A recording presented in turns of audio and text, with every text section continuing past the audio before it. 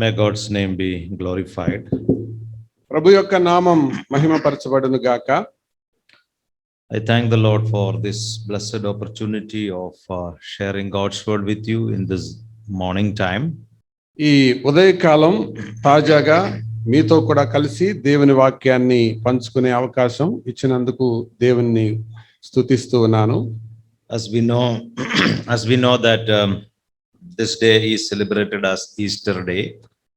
మనం ఈ రోజు ఈస్టర్ దినం అని జరుపుకుంటున్నట్టు మీకు తెలుసు.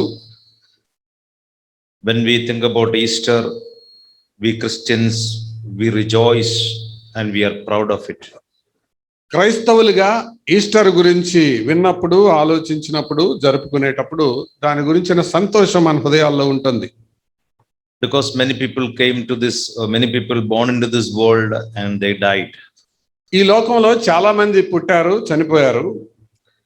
But only Lord Jesus Christ died and rose on the third day.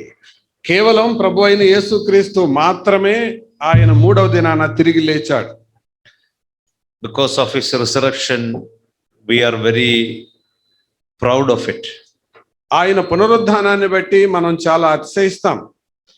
After his resurrection, he appeared to many people. పునరుద్ధానం తర్వాత చాలా మందికి ఆయన కనిపించాడు. There are many people denying the resurrection of Lord Jesus Christ. అయినా యేసు ప్రభు పునరుద్ధానాన్ని తృణీకరించే వాళ్ళు అనేక మంది ఉన్నారు. But we know from the word of God that Jesus manifested himself to many people. కానీ దేవుని వాక్యాన్ని మీరు పరిశీలన చేస్తే యేసు ప్రభు వారు తనను తాను పలు పర్యాయాలు ప్రత్యక్షపరుచుకున్నాడు. At the end of every Gospels and 1 Corinthians chapter 15, Acts chapter 1, all these passages are speaking to us about that.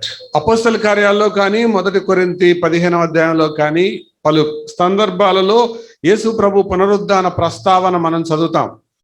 So I would like to bring your attention to one of the manifestations of Jesus Christ from Gospel of John.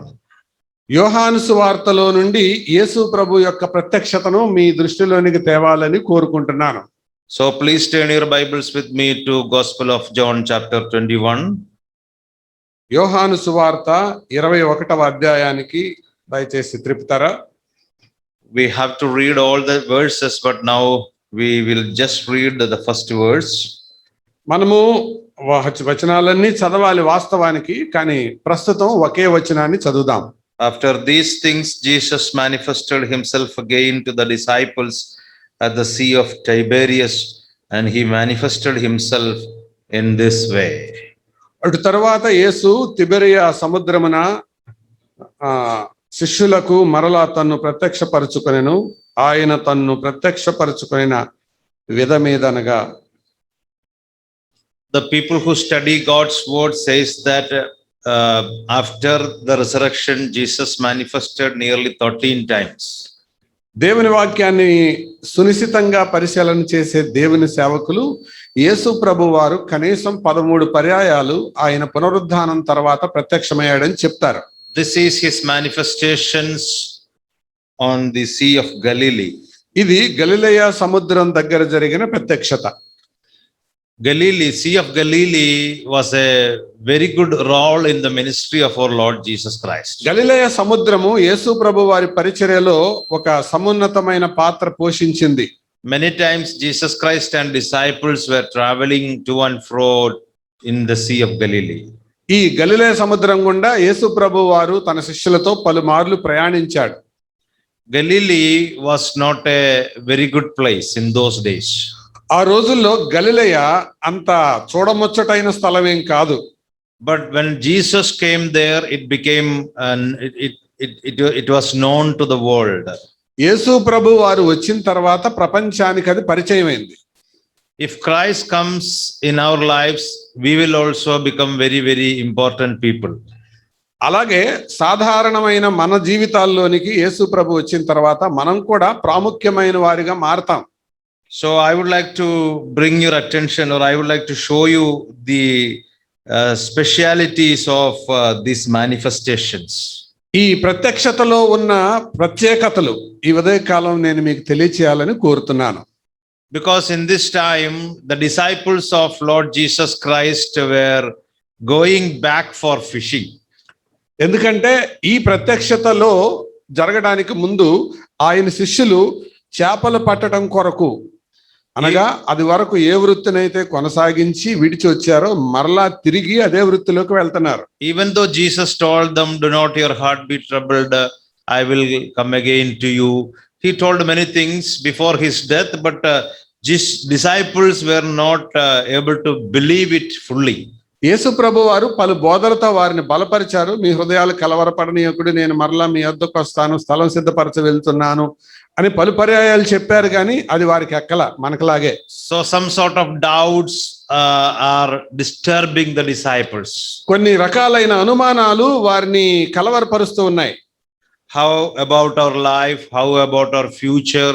How we will live? Such doubts are arising in their hearts. ప్రస్తుతం జీవనం ఎట్లా, తర్వాత భవిష్యత్తు ఎట్లా, ఇలాంటి ప్రశ్నలు వారిని కలవర పెడుతూ ఉన్నాయి. You know, when we eat food, after eating food,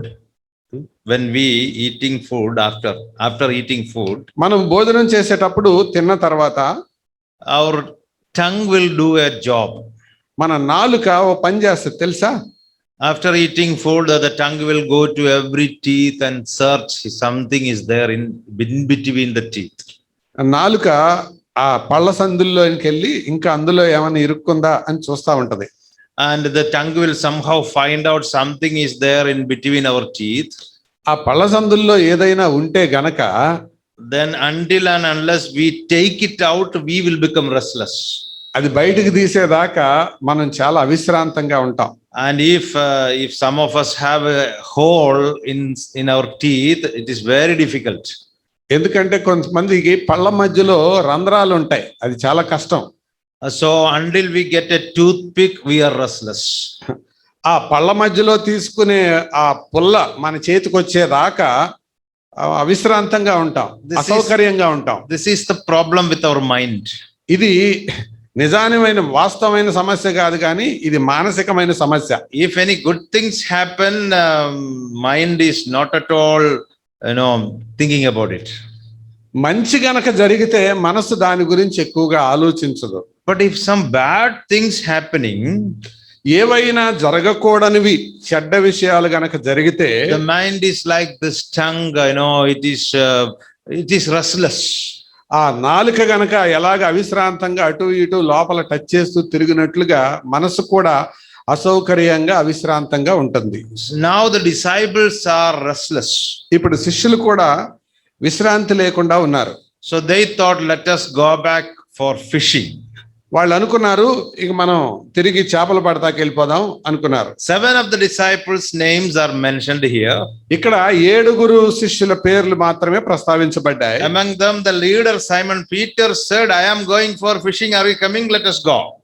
వారిలో నాయకుడిగా ఉన్న పేతురు, నేను చేపలు పట్టపోతాను అని అనగా, మేము మాత్రమే ఎందుకు, మేము కూడా వస్తామన్నారు వాళ్ళు. And all of them said, yes, I am coming. Let us go, and we are coming. Let us go and do fishing. ఆయన చెప్పగానే మేము కూడా వస్తామన్నారు వాళ్ళు.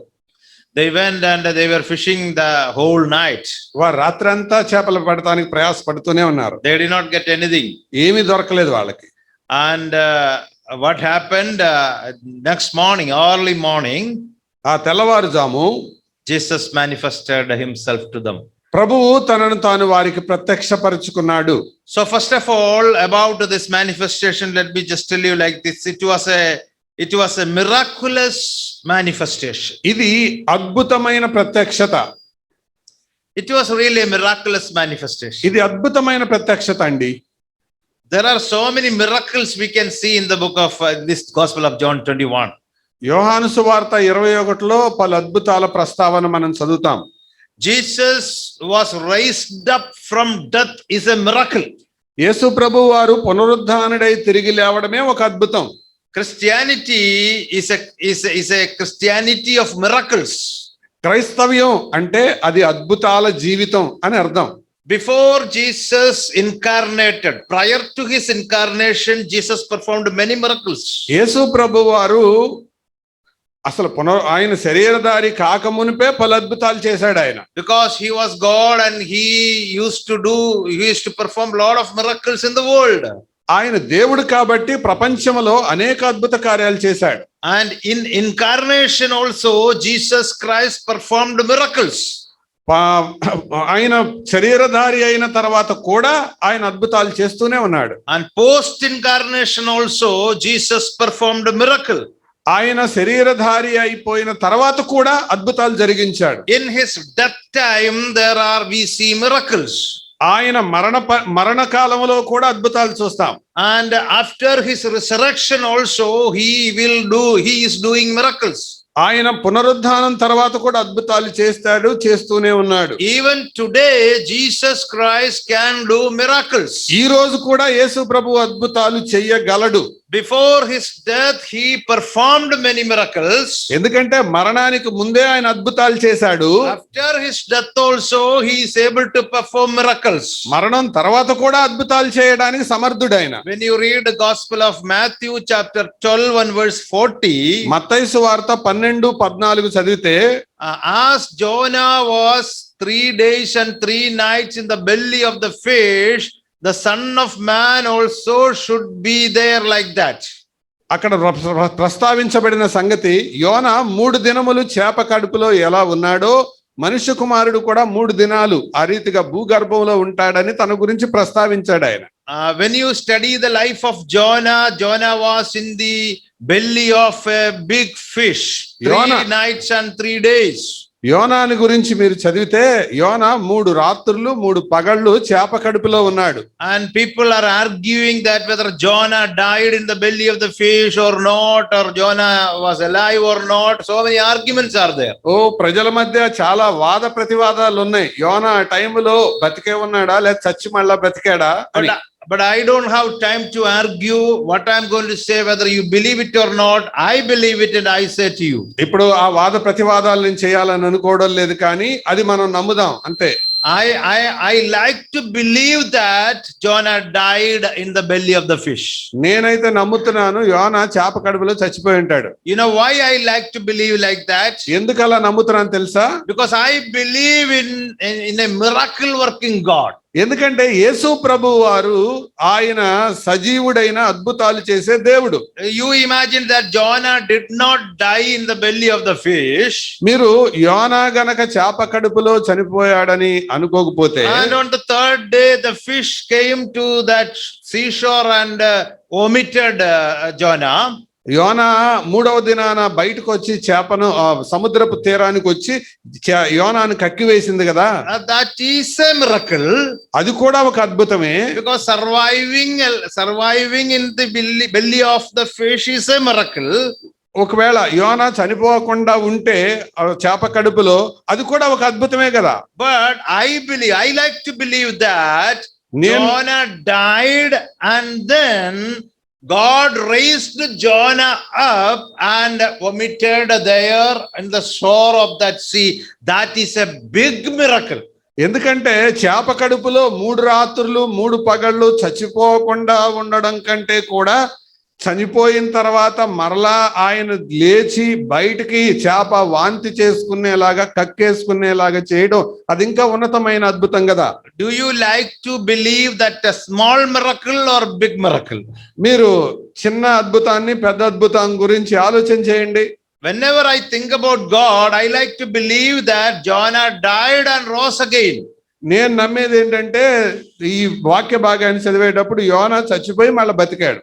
That is why Jesus told in Matthew's Gospel 12 verse 40, as Jonah was in the fish, I also will be under the earth.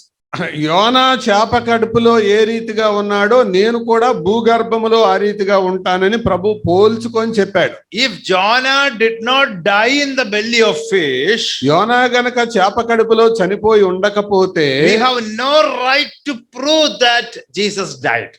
ఆ యేసు ప్రభు వారు పునరుద్ధానుడు అని రుజువు చేయడం కొరకు ఆ అవకాశమే లేదు. Because there is a theory called Zoom theory. Zoom theory అని, జూమ్ మీటింగ్ అనుకోబాకండి, జూమ్ థియరీ అని ఒకటి ఉంది. The people, the proponents of Zoom theory says that Jesus did not die, really. ఈ జూమ్ థియరీని నమ్మేవాళ్ళు, జూమ్ సిద్ధాంతాన్ని నమ్మేవాళ్ళు యేసు ప్రభు నిజంగా చచ్చిపోలేదు అని అంటారు. Because of the hardness of the suffering, he went into a trance, that's all. యేసు ప్రభు వారు ఆయన పొందిన బాధల తీవ్రతను బట్టి ఆయన ఏదో స్పృహ తప్పి అలాగా ట్రాన్స్ లోకి వెళ్ళిపోయాడు అని వాళ్ళు చెప్తారు. If we believe that Jonah did not die in the belly of the fish, then we have to believe Zoom theory also. ఆ యోనా గనక చేప కడుపులో అలాగే ఉన్నాడు, చచ్చిపోలేదు అని మనం నమ్మితే యేసు ప్రభు వారి గురించి కూడా అలాగే నమ్మాల్సి ఉంటది, జూమ్ థియరీ వాస్తవం అని. But when I think about my Lord Jesus, I like to believe that he died and he rose again. That is a miracle. యేసు ప్రభు గురించిన వాస్తవాన్ని నేను నమ్మాలంటే ఆయన మరణించాడు, తిరిగి లేచాడు. I love to believe that Jonah died and rose again. యోనా చనిపోయి తిరిగి లేచాడు. So I like to believe that miracle because that is what the word of God says. ఆ అద్భుతాన్ని నేను నమ్ముతున్నాను, దేవుని వాక్యం చెప్తుంది కాబట్టి. So it was a miraculous appearance. అది అద్భుతమైన ప్రత్యక్షత. And in that appearance, in that manifestation, Jesus told the disciples to cast their net again. ప్రభువారు ఆ ప్రత్యక్షత వారికి అనుగ్రహించినప్పుడు మీ వలలు వేయండి అని చెప్పాడు. Many times before his death, Jesus told the disciples same way. యేసు ప్రభు వారు పునరుద్ధానం కాక మునుపు కూడా అలాగే చెప్పాడు. Whenever they obeyed Jesus, they could see wonderful miracles in their lives. వారు ప్రభువుకు లోబడ్డప్పుడు వారి జీవితాల్లో అద్భుతమైన కార్యాలు జరగటం మనం చూస్తాం. And we see here also wonderful miracle occurred. They got a big catching of fish. ఇక్కడ కూడా యేసు ప్రభు వారు చేసిన ఈ అద్భుతంలో గొప్ప చేపల రాశి పడింది. So after the resurrection also, Jesus is able to perform miracles. యేసు ప్రభు వారు పునరుద్ధానానికి ముందు ఎలా చేశాడో తర్వాత కూడా అలాగే చేశాడు. ఈ సందర్భం అదే. So the message of Easter is a wonderful message to us this morning. ఈ ఉదయకాలం ఈస్టర్ సందేశం ఏంటంటే ఇది ఒక అద్భుతమైన సందేశం. Our Lord is a miracle working Lord. మన దేవుడు అద్భుతాలు చేసే దేవుడు. He is yesterday, today and forever. He is the same. ఆయన నిన్న నేడు నిరంతరము ఏకరీతిగా ఉన్నాడు. He never changes. He is an immutable God. ఆయన మారనివాడు, మార్పు లేనివాడు. Even now he can do miracles in your life and my life. నీ జీవితంలో నా జీవితంలో ఆయన అద్భుతాలు చేయగల సమర్థుడు. Anyone who believes in Lord Jesus Christ, the first miracle happens in their life is యేసు ప్రభువునందు ఒక వ్యక్తి విశ్వాసం ఉంచినప్పుడు వారి జీవితంలో జరిగే మొట్టమొదటి అద్భుతం ఏంటంటే the moment you believe in the Lord Jesus Christ, you will become holy.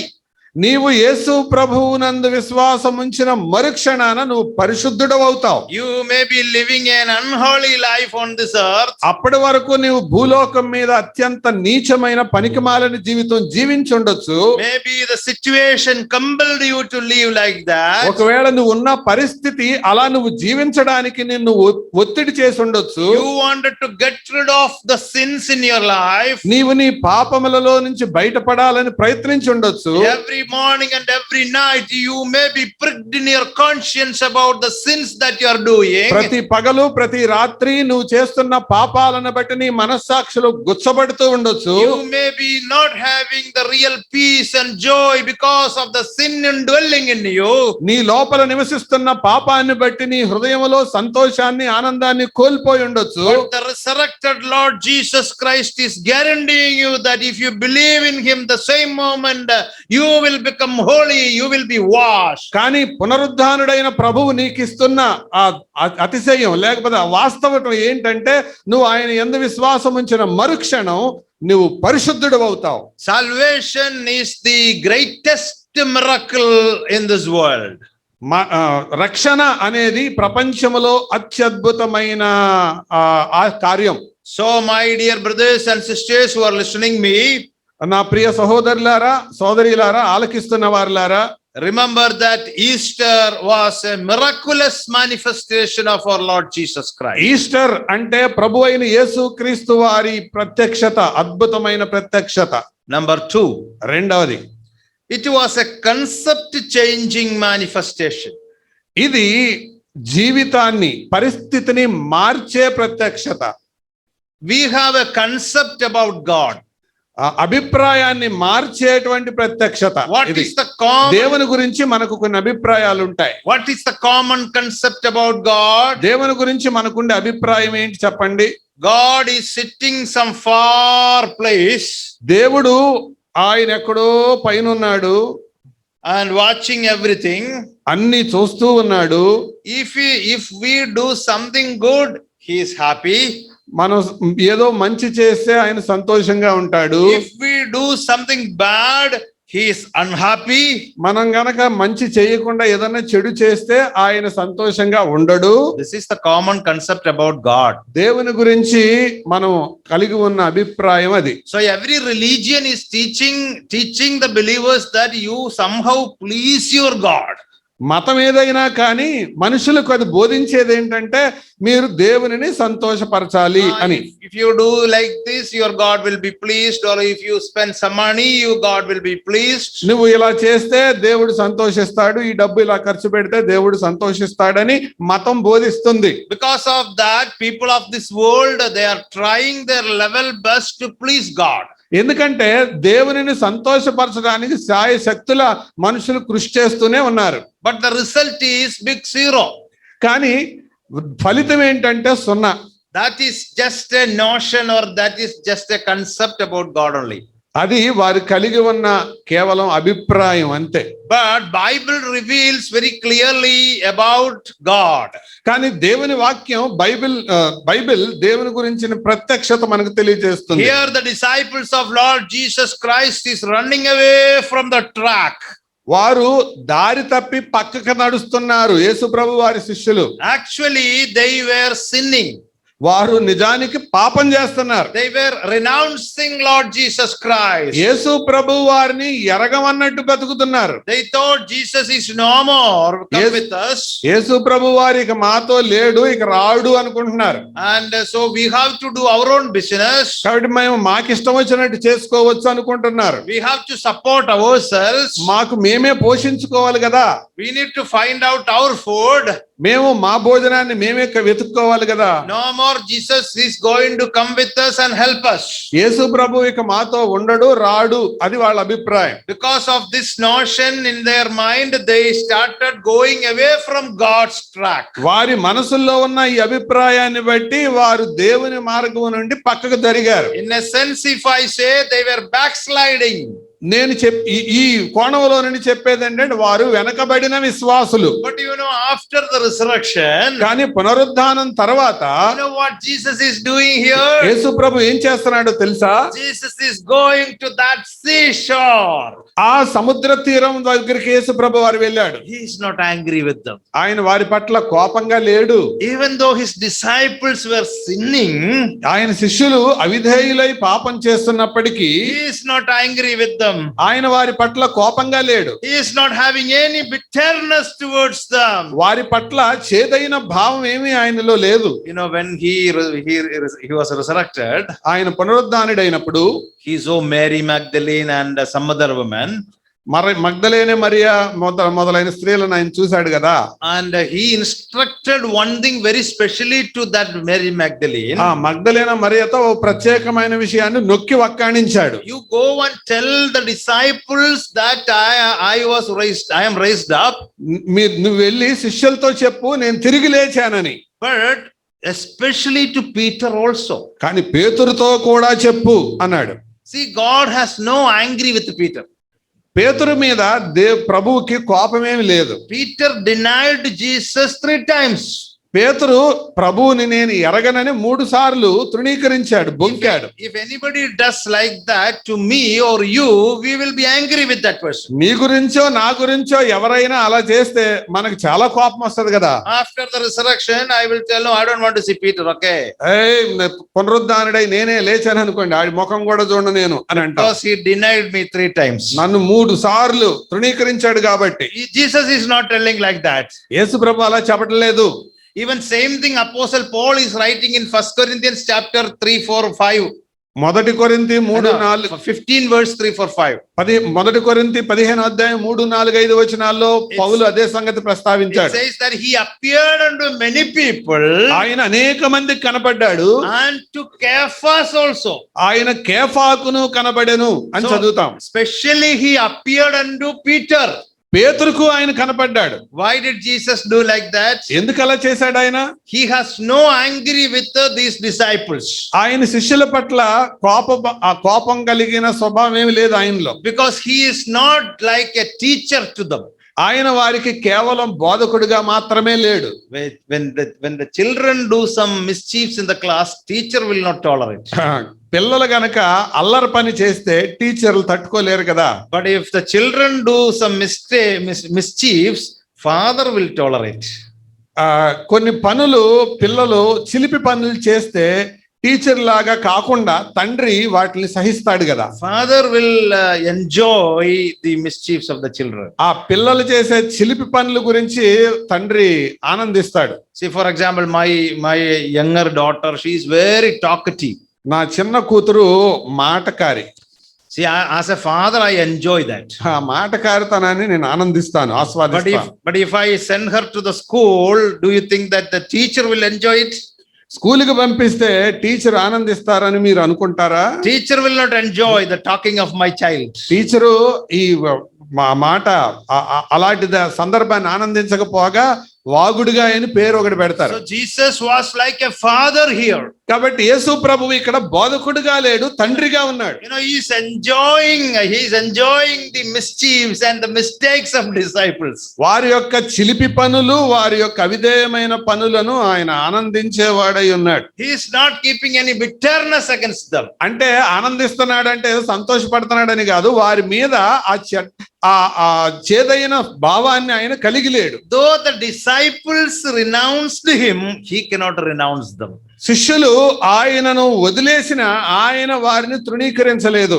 Let me tell you, my brothers and sisters, నా ప్రియ సహోదర సహోదరీలారా, మీతో ఇలా చెప్పనివ్వండి, how many times we avoided Jesus. ఎన్నిసార్లు వదిలేసావు యేసు ప్రభువుని? Even though we avoid him, నువ్వు ఆయన వదిలిపెట్టినా he cannot avoid us. ఆయన నిన్ను వదిలిపెట్టట్లేదు. A concept has to be changed. ఆ అభిప్రాయమే మారాలి. Because Lord Jesus Christ is sitting very angrily and looking at us. No.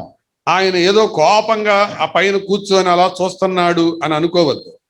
He wants to come to us. He wants to talk to us. ఆయన మన దగ్గరికి రావాలని కోరుకున్నాడు, ఆయన చూడాలని కోరుకున్నాడు. And he is lovingly looking at us. ఆయన మనకు ప్రేమతో మాట్లాడుతున్నాడు. Since we are human beings, we have a lot of mistakes coming in our lives. మన జీవితంలో అనేక తప్పులు ఉంటాయి, దొర్లుతూ ఉంటాయి. Knowingly and unknowingly we have committed sins these days. తెలుసో తెలియకో మనం పాపాలు చేస్తూనే ఉంటాం. But remember that God is not angry with you. దేవుడు నీ పట్ల క్రోధంగా లేడు. He wants to come to you and correct you. ఆయన నీ దగ్గరికి వస్తాడు, నిన్ను సరిచేస్తాడు. Sometimes you avoid Jesus in your life. నీ జీవితంలో కొన్నిసార్లు యేసు ప్రభుని వదిలేశావు. When you are in your private life, you want to do as you like, so you avoid Jesus. నీ వ్యక్తిగత జీవితంలో నువ్వు అనుకున్నట్టు చేయాలనుకున్నావు కాబట్టి యేసు ప్రభుని ఎరగనన్నావు, వదిలేశావు. When you are sitting in front of the computer or laptop, you avoid Jesus because you want to go to many sites. నువ్వు computer ముందు, laptop ముందు కూర్చున్నప్పుడు నీకు ఇష్టం వచ్చిన సైట్లోకి వెళ్ళాలని, సైట్ కొట్టాలని అనుకున్నావు కాబట్టి యేసు ప్రభుని వదిలేయాలనుకున్నావు. When you want to earn some money in a wrong way, you avoid Jesus. అక్రమమైన మార్గంలో డబ్బులు సంపాదించాలనుకున్నప్పుడు యేసు ప్రభుని వదిలేయాలనుకున్నావు. Few examples I just told you. కొన్ని ఉదాహరణలే నేను చెప్పానులేండి. You know about your life. నీ జీవితం గురించి నీకు బాగా తెలుసు. I know about my life. నా జీవితం గురించి నాకు బాగా తెలుసు. But this morning, Easter Sunday gives us a comforting message. ఈ ఈస్టర్ ఉదయాన దేవుడు మనకు ఒక ఆదరణకరమైన వర్తమానం ఇస్తున్నాడు. No, he is not angry with us. ఆయన మన పట్ల కోపంగా లేడు. This morning he is not angry with us. ఆయన మన పట్ల కోపంగా లేడు. He wants you to come to him and confess your sins. నువ్వు ఆయన దగ్గరికి రావాలని, పాపాలు ఒప్పుకోవాలని ఆయన కోరుకుంటున్నాడు. And he wants to hug you, he wants to love you more and more. నిన్ను కౌగిలించుకొని నిన్ను ఇంకా ప్రేమించాలని కోరుతున్నాడు. He wants to bless you more and నిన్ను more. ఇంకా అత్యధికంగా ఆశీర్వదించాలని He కోరుకుంటున్నాడు. wants to lift you up more and నిన్ను ఇంకా more. పైకెత్తాలని కోరుకుంటున్నాడు. He wants to bless your children, he wants to bless your నీ family. పిల్లలను, నీ కుటుంబాన్ని దీవించాలని కోరుకుంటున్నాడు. That is the character of God. అది యేసు ప్రభు యొక్క It does not mean Guna that లక్షణాలు. it does not mean that you can sin every time. దాని అర్థం ఏంటంటే ఆయన సంతోషపడుతున్నాడు కాబట్టి పద్దాక పాపం చేద్దాం అని అనుకోవడానికి కాదు. I am not giving you a license to do sin. ఇలాగ చేయడానికి, నీకు పాపం చేయడానికి లైసెన్స్ ఇస్తున్నట్టు అర్థం కాదు. Remember that one side of the coin only I told you. గుర్తుంచుకోండి, నాణ్యానికి ఒక పక్కే చెప్పాను ఇప్పుడు మీకు. There is other side of the coin. నాణ్యానికి మరో వైపు కూడా ఉంది. The other side of the coin is that our Lord is a consuming fire. మరొక వైపు ఏంటంటే దేవుడు దహించు అగ్ని. If God tears anybody into pieces, nobody is able to save him. ఎవరినైనా ముక్క ముక్కలుగా నరికేయాలనుకుంటే ఎవడు రక్షించలేడు. That is other side of the coin. అది దేవునికి మరొక వైపు. But today, this morning, the Lord is speaking to you. కానీ ఈ ఉదయకాలం దేవుడు నీతో మాట్లాడుతున్నాడు. How many times you disobeyed me? ఎన్నిసార్లు నువ్వు నన్ను నాకు అవిధేయుడివయ్యావు? How many times you avoided me? ఎన్నిసార్లు నీవు నన్ను వదిలేశావు? How many times you rejected me? ఎన్నిసార్లు నన్ను తృణీకరించావు? But I cannot reject you. నేను నిన్ను తృణీకరించట్లేదు. I cannot avoid you. నేను నిన్ను వదిలేయటం లేదు. I want to come to you. నేను నీ దగ్గరికి వస్తాను. I want to sit with you. నీతో కూర్చుంటాను. I want to talk to you. నీతో మాట్లాడాలనుంది. I want to comfort you. నిన్ను ఆదరించాలనుంది. I want to bless you. నిన్ను I want to దీవించాలనుంది. lift you up. నిన్ను పైకెత్తాలనుంది. That is what God says. అది ప్రభు చెప్పేది. Now, third speciality of this manifestation is, ఈ ప్రత్యక్షతలోని మూడవ అంశం, it was a heartbreaking manifestation. ఇది హృదయాన్ని పగలగొట్టే ప్రత్యక్షత. Because in verse 4 we read that they did not recognize Jesus. వారు యేసును గుర్తుపట్టలేదు అని చదువుతున్నాం. The disciples did not know that it was Jesus. వారు యేసు అని వారు అప్పుడు గుర్తుపట్టినట్టు చూస్తాం. So గుర్తుపట్టలేదు. Jesus called them children. పిల్లలారా అన్నాడు ఆయన. I was wondering because just only 3 days passed. 3 రోజులే కదండి అయింది. How did they forget so easily? అరే ఇంత తొందరగా ఎట్ట మర్చిపోతారండి అసలు? This is the work of Satan, blinding the eyes of the people. ఇది సాతాను యొక్క లక్షణం, పని. ఆ మనుషుల యొక్క నేత్రాలకు గుడ్డితనం కలగజేయటం. Do you think that Jesus was very happy because they did not recognize him? ఆయన గుర్తుపట్టలేదు కాబట్టి యేసు ప్రభు వారిని బట్టి చాలా సంతోషించుంటాడు అని మీరు అనుకుంటున్నారా? Jesus was not happy at all. ప్రభు ఆయన సంతోషంగా లేడు. They did not recognize him. In that case, Jesus was not happy. ఆ విషయంలో ప్రభువు సంతోషంగా లేడు. So many times we are not recognizing Jesus in our lives. మన జీవితంలో అనేక సార్లు యేసును గుర్తుపట్టడల్లా. Jesus is in our midst. ప్రభు మన మధ్యలోనే ఉన్నాడు. We are not recognizing sometimes. ఆయన గుర్తించడం లేదు. When we are in our house, Jesus is there.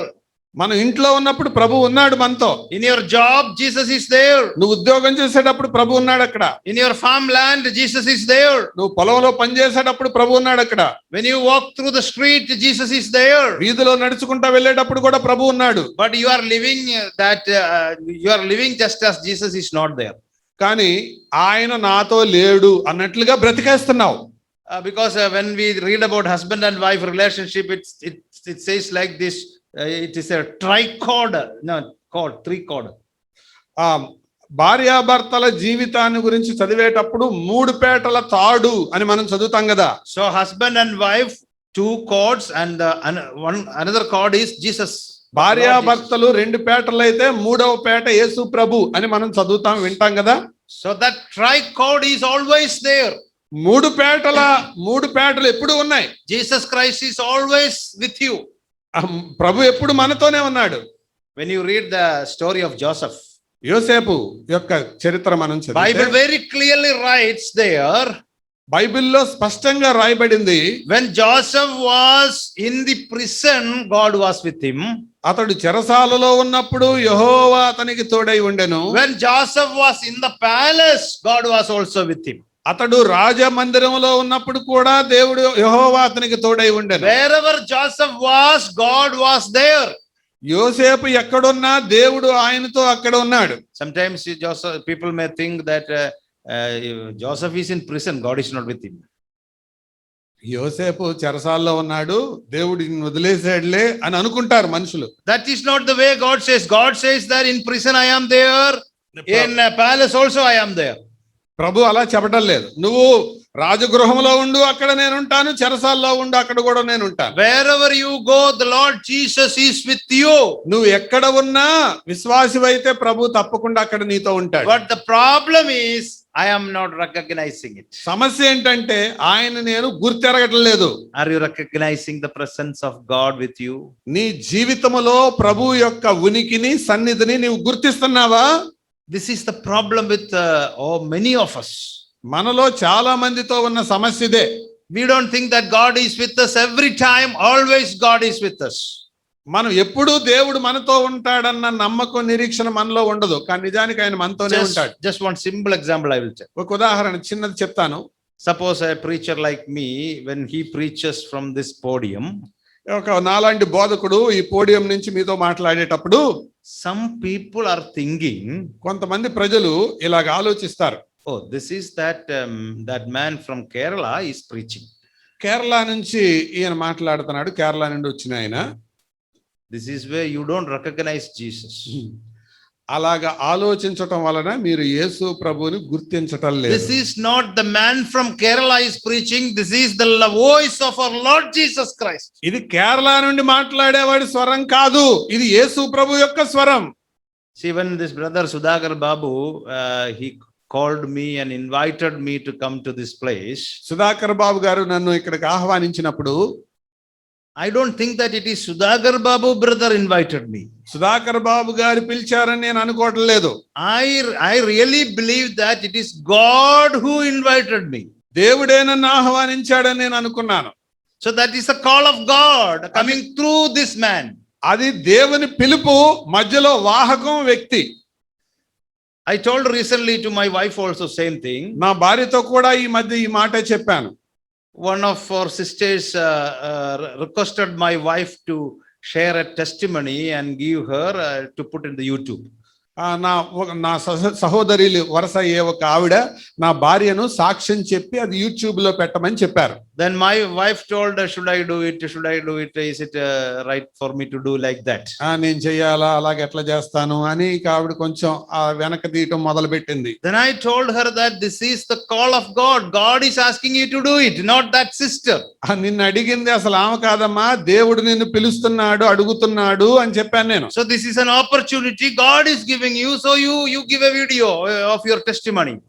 దేవుడు నీకు ఇస్తున్న అవకాశం, వాడుకో, సాక్ష్యం చెప్పు అని చెప్పాను. So when somebody is speaking from here, it is God who is speaking. Recognize God's presence. ఇక్కడ నుంచి మాట్లాడే వాళ్ళ ముఖాన్ని చూడొద్దు, అందులో వారి వెనకాల ప్రోత్సహించే, వారిని నడిపించే ప్రభువుని చూడండి. Charles Haddon Spurgeon, he was a prince of preachers. ప్రసంగికుల ప్రభువుగా చెప్పబడే చార్ల్స్ హెడన్ స్పర్జన్, మనం ఎరుగుదాం కదా పేరు. You know, he preached thousands and thousands of sermons. It is in the YouTube. I mean, in the internet it is there. వేల కొలది ప్రసంగాలు ఉంటాయి, ఆయన internet లో ఉంటాయి.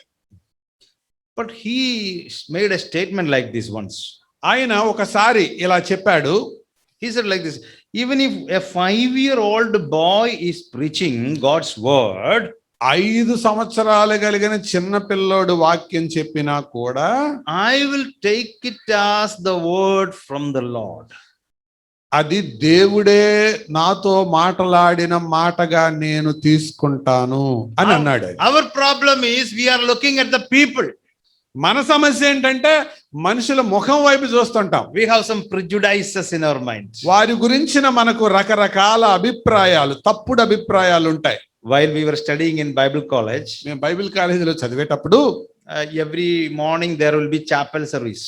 మాకు ఉదయకాలమే మందిరంలోకి వెళ్ళి అక్కడ కూడుకుంటాం So in కూడిక that కొరకు. chapel service, the preacher will be one teacher. అక్కడ ఆ చాపల్ సర్వీస్ జరిగేటప్పుడు అందులో ఒకరు మాకు బోధించేవారు బోధకులుగా ఉంటారు. And we already have a preconceived idea about each teacher. అప్పటికే వాళ్ళ పాఠాలన్నీ వినుంటాంగా ఒక్కొక్కళ్ళ గురించి మాలో ఒక్కొక్క అభిప్రాయం ఉంటది. When we know that this teacher is preaching, and we will be very enthusiastic to listen to his message. కొంతమంది బాగా మాకు ఇష్టమైన వాళ్ళు బోధించేటప్పుడు చెవులు ఎలా చేసుకొని ఏకాగ్రతగా వింటాం. But when we know that preacher is preaching, then we will prepare to sleep.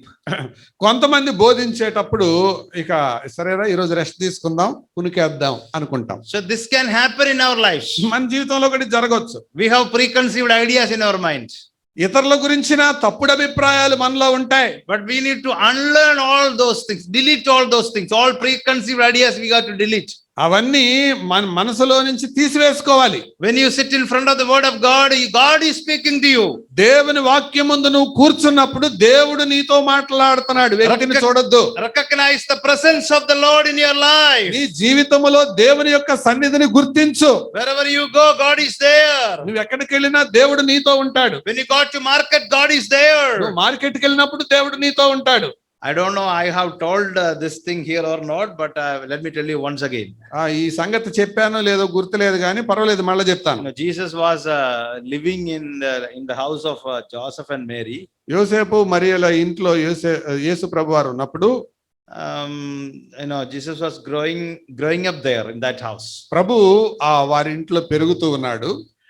And Joseph and Mary, sometimes they may have difference of opinion, and they may have some sort of small quarrels that husbands and wife are having. No, సహజంగా భార్యాభర్తలు అన్నప్పుడు చిన్న చిన్న వాదులాటలు వస్తుంటాయి కదా. When the sound is rising, ఒకవేళ ఎప్పుడైనా వారి మధ్య వాదోపవాదాల్లో శబ్దం పెరిగినప్పుడు Mary will tell Joseph, he is there, please. Mariya ఇలా అని ఉంటుంది, హే ఆయన ఉన్నాడు అక్కడ. Because Mary knew that who Jesus was. ఎందుకంటే మరియకు తెలుసు ఆ ఇంట్లో పెరిగేది ఎవరో. See, God is here in our house, please. దేవుడు మన ఇంట్లో ఉన్నాడు. And sometimes Mary will unknowingly raise her voice. కొన్నిసార్లు మరియా కొద్దిగా టెంపర్ పెరిగి ఉండొచ్చు. Then Joseph will tell, అప్పుడు యోసేపు అని ఉంటాడు, he is there. ఆయన ఉన్నాడు అక్కడ, అరవబాకు. We should have that attitude. ఇంట్లో ఇలాంటి వైఖరి కలిగి ఉండాలి మనం. When some negatives are happening, when we are about to sin, we have to understand that, oh, he is there, he is here, he is in this room, he is in this place. I should not do like that. ఎక్కడైతే పరిస్థితులు మారిపోతున్నాయో, సమీకరణాలు మారిపోతున్నాయో, లెక్కలు తప్పుతున్నాయో, అవిధేయత అతిక్రమం గనుక చోటు చేసుకుంటుందో ఆ స్థలములో, ఆ ప్రదేశంలో, ఆ గదిలో ప్రభు ఉన్నాడు అన్న ఆలోచన దాని నుండి తప్పిస్తుంది. Recognize the presence of God in your life. నీ జీవితంలో దేవుని సన్నిధిని గుర్తించు. Let us move further. Another speciality of this manifestation is, ఈ ప్రత్యక్షతలో ఉండే మరొక ప్రత్యేకత, it is a gracious appearance. ఇది కృపగలిగిన ప్రత్యక్షత. Verse 1 says that Jesus manifested himself to them.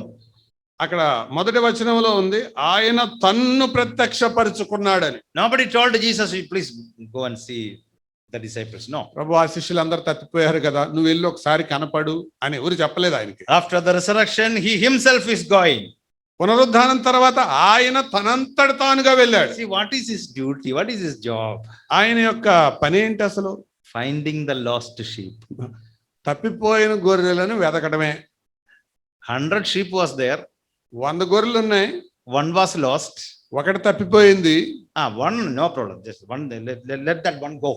పోతే పోయిందిలే అని అనుకోలే. 99 is here. No. 99 ఉన్నాయిగా. He is not like that. ఆయన అలా అనుకునేవాడు కాదు. That one is very important to him. ఆ ఒక్కటి ఆయనకు ప్రాముఖ్యం. That one person is very important to him. ఆ ఒక్క వ్యక్తి ఆయనకు చాలా ప్రాముఖ్యం. That one person is Peter. ఆ ఒక్క వ్యక్తి పేతురు. That one person is Thomas. ఆ ఒక్క వ్యక్తి తోమా. That one person is John. ఆ ఒక్క వ్యక్తి యోహాను. That one person is Biju Matthew. ఆ ఒక్క వ్యక్తి Biju Matthew. That one person is you. That one person is you. ఆ ఒక్క వ్యక్తి నీవు, ఆ ఒక్క వ్యక్తివి నీవే. He cannot avoid you. ఆయన నిన్ను దాటిపోలేడు. You may have many thinkings in your mind. నీ జీవితంలో అనేకమైన ఆలోచనలు ఉండొచ్చు. But Lord Jesus cannot avoid you. కానీ ప్రభువు నిన్ను దాటిపోలేడు. Without you, he has no plan. అసలు నువ్వు లేకుండా ఆయనకు వేరే ప్లానే లేదు. He wants you to be with him. నువ్వు ఆయనతో ఉండాలని కోరుకుంటున్నాడు. He demands you to be with him, you to work with him. నువ్వు ఆయనతో కూడా పని చేయాలని కోరుకుంటున్నాడు. So he finds his sheep. ఆయన తన గొర్రెలను వెతుకుతాడు, కనుగొంటాడు. In order to find out them, he is going. ఆయన వారిని వెతకాలి కాబట్టి వెళ్తూ ఉంటాడు. How much he should go, that much he will go. ఎంత వరకు వెళ్ళాలో అంత వరకు వెళ్ళి తీరతాడు. To any extent, to that extent he will go. పరిస్థితులు పర్యవసానాలు ఏవైనా లెక్క చేయకుండా వెళ్తూనే ఉంటాడు. Because he says to you that I need you. ఎందుకంటే ఆయన నీతో అనే మాట, నువ్వు నాకు కావాలి. There is a hymn in English. English లో ఒక పాట ఉంది. I need thee every hour. Oh Lord, I need thee every hour. ప్రభువా నీవు నాకు కావాలి, ప్రభువా ప్రతి గంట నీవు నాకు కావాలి అని ఆ పాట. That is the desire of a believer. He is praying to God. విశ్వాసిగా ఉన్న ఒక వ్యక్తి యొక్క ప్రార్థన అది అతని యొక్క ఆశ. But God is also singing. ప్రభు కూడా అలాంటి పాటే పాడుతుంటాడు. You know what God is singing? ప్రభు ఏం పాడతాడో తెలుసా? I need you. నువ్వు నాకు కావాలి. I need you. నువ్వు నాకు కావాలి. Without you I cannot go further. నువ్వు లేకుండా నేను ముందుకెళ్ళలేను. Yes, this morning the Lord is speaking to every brothers and every sisters. I need you. ప్రతి సహోదరితో ఈ ఉదయకాలం ప్రభు చెప్తున్నాడు, నీవు నాకు కావాలి. Whether you need me or not, the Lord Jesus is telling I need you.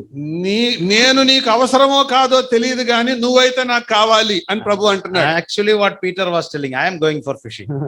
నిజానికి పేతురు ఏమంటున్నాడు, ప్రభు అక్కర్లేదు, నాకు చేపలు కావాలని బయలుదేరాడు. I don't need Jesus. నాకు యేసు ప్రభు అక్కర్లేదు. But you know what Jesus is telling? కానీ ప్రభు ఏం చెప్తున్నాడు తెలుసా? Peter, you may not need me. పేతురు, నేను నీకు అవసరం లేకపోవచ్చు కానీ but I need you. నువ్వు నాకు కావాలి. Many times the Lord is encouraging me like that. ప్రభువు చాలా సార్లు నన్ను అలాగా ప్రోత్సహించాడండి. The Lord says to me, Biju, I need you. Biju, నువ్వు నాకు కావాలి. Without you I cannot go further in this mission field. ఈ సువార్త పొలములో నీవు లేకుండా నేను ముందుకు సాగలేను. So I used to surrender many times like that. Lord, if you need me, I am there. అందుకే ప్రభువా, అదే నీ ఇష్టమైతే నేను నీకు అప్పగించుకుంటున్నాను. నేను ఆయనకు అప్పగించుకున్న సందర్భాలు చాలా ఉన్నాయి. Have you recognized your God like that? నీ ప్రభువుని అలా గుర్తించావా? He always finds his sheep. ఆయన ఎప్పుడూ తన గొర్రెలను వెతుకుతూనే ఉంటాడు. Not only that, in verse 12, 12వ వచనంలో మాత్రమే he is కాదు, feeding his sheep. ఆయన తన గొర్రెలను మేపుతాడు. See, he prepares breakfast for them. 12వ వచనంలో చూస్తే వారికి ముందు ఉదయకాల భోజనాన్ని పెట్టాడు. Jesus doesn't have to prepare breakfast for them. నిజానికి యేసు ప్రభు వారికి భోజనం పెట్టక్కర్లా. See, Jesus is not only concerned about the spiritual food, he is concerned about the physical food also. యేసు ప్రభు వారు ఆధ్యాత్మిక ఆహారం ఇవ్వడంలోనే కాదు, భౌతిక ఆహారం ఇవ్వడంలో కూడా ఆయన శ్రద్ధ కలిగి ఉన్నాడు. He knows that the last full night they were toiling in the sea. రాత్రంతా నిద్ర లేక, ఆహారం లేక సముద్రంలో అష్ట కష్టాలు పడుతూనే ఉన్నారు. Definitely they are tired. వారు అలసిపోయి ఉంటారు. Physically they are weak. భౌతికంగా బలహీనులుగా ఉన్నారు. They are hungry. ఆకలితో ఉన్నారు. Because before I preach to them spiritual matters, ఆధ్యాత్మిక విషయాలు వారికి బోధించే ముందుగా I have to give them food to eat.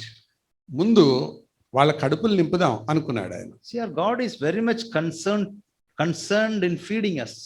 ప్రభువు మన పోషణ విషయమైన శ్రద్ధ కలిగిన వాడుగా ఉన్నాడు. Once Elijah was a great man of God, no? దేవునికి గొప్ప ప్రవక్త కదా ఏలియా. He did wonderful things for God. దేవుని కొరకు గొప్ప సన్నివేశాలు చేశాడు. With one prayer, fire came down. ఒక్క ప్రార్థనతో అగ్నిని దించాడు. With his prayer, rain stopped. ఆయన ప్రార్థన వర్షాన్ని ఆపింది. With his prayer, again rain came. అతడు మరలా ప్రార్థించగా వర్షం వచ్చింది. Such a person one day heard that Elizabeth decided to kill him. Isabel decided to kill him. ఒకరోజు యెజబెలు అనే రాణి తనను చంపుతుందన్న సంగతి అర్థమైంది. Because of that word, this fellow was running. ఇది తెలుసుకున్నప్పుడు పారిపోతున్నాడు. Oh, I don't want to die. I'm going to die. Like that, he is running and I'm going to die. ఈవిడి చేతిలోని చచ్చిపోవటం ఏంటి, చావకూడదు అని పరిగెడుతూ ఉన్నాడు. Oh, I don't want to live anymore. బతకడం అనవసరం. Now what God did? ప్రభు ఏం చేశాడు తెలుసా? God sent his angel. దేవుడు తన దూతను పంపాడు. He was sleeping somewhere. ఆయన నిద్రపోతున్నాడు. And angel came and woke him up. దేవదూత వచ్చి ఆయన లేపాడు. Food is ready. భోజనం రెడీగా ఉంది ఎలియా. It's not that the angel called him and okay, Elijah, get up. Please turn your Bibles. Please turn your Bible and let us read from. I'm going to preach you 1 hour. ఎలియా ఏం నిద్రపోతున్నావు, లే ఆదికాండం 3వ అధ్యాయం అని అనలా. Why are you going away from God? ఎందుకు దేవుని దగ్గర నుంచి వెళ్ళిపోతున్నావు అని అనలా. Is it right for you to run like that? అసలు నువ్వు అలా వెళ్ళడం నీకు మంచిదేనా? Look at the Bible. The Bible says so. Bible తెరు, బైబిల్లో ఇలా ఉంది. No, angel of the Lord is not telling like that. అక్కడ దేవుని దూత ప్రసంగం చేయలా. Elijah, get up and eat. ఎలియా లే అన్నం తిను. See, God is very much concerned about the physical needs also. మన భౌతిక అవసరాల విషయమై కూడా ప్రభు శ్రద్ధ కలిగిన వాడు. So he feeds his sheep. ఆయన తన ప్రజలను పోషించేవాడు. Remember, this is resurrected Lord Jesus Christ is doing. పునరుద్ధానుడైన ప్రభు చేస్తున్న పరిచర్య అది. Then he corrects his sheep. ఆ తర్వాత ఆయన పోషించడం మాత్రమే కాదు, సరిచేసేవాడు. That we read from verse 15 to 17. 15 నుంచి 17 వచనాలలో ఆ సంగతి మనం చదువుతాం. We don't have time to read it. అది చదవటానికి టైం లేదు. I will tell you, it says that the Lord is asking Peter, please come. I want to ask you a question. పేతురు ఇట్లా ఒకసారి నిన్న ప్రశ్న అడగాలనుకుంటున్నాను. Do you love me? నువ్వు నన్ను ప్రేమిస్తున్నావా? Then Peter told, yes Lord. What is the answer Peter told? 15. Yes. So when they had finished breakfast, Jesus said to Simon Peter, Simon, son of John, do you love me more than these? He said to him, yes Lord, I know I love you. యోహాను కుమారుడైన సీమోను, నీవు నన్ను వీరికంటే ఎక్కువగా ప్రేమించున్నావని అడగగా అతడు, అవును ప్రభువా, నేను నిన్ను ప్రేమించున్నానని నీవే ఎరుగుదువని ఆయనతో చెప్పాను. Second time also he asked, do you love me? రెండవసారి కూడా అడిగాడు, నువ్వు నన్ను ప్రేమిస్తున్నావా అని. I love you, Peter told. నేను నిన్ను ప్రేమిస్తున్నాను అన్నాడు. See, there is a difference in that word using there. అక్కడ వాడిన పదాల్లో తేడా ఉంది, గుర్తించండి. In Telugu, I don't know, but in Malayalam, that difference is there. తెలుగులో ఎలా ఉందో లేదో నాకు తెలియదు, కానీ మలయాళంలో తేడా ఉంది. In Malayalam, Sneham, Priyam, 2 words are there. స్నేహం, ప్రియం అని 2 పదాలు వాడబడ్డాయి. Sneham means love. స్నేహం అంటే ప్రేమ. Priyam means like. I like you. ప్రియం అంటే ఇష్టపడడం అని అర్థం. When God asking, do you love me? నువ్వు నన్ను ప్రేమిస్తున్నావా అని ప్రభు అడిగినప్పుడు Peter is replying, I like you. నేను నిన్ను ఇష్టపడుతున్నా.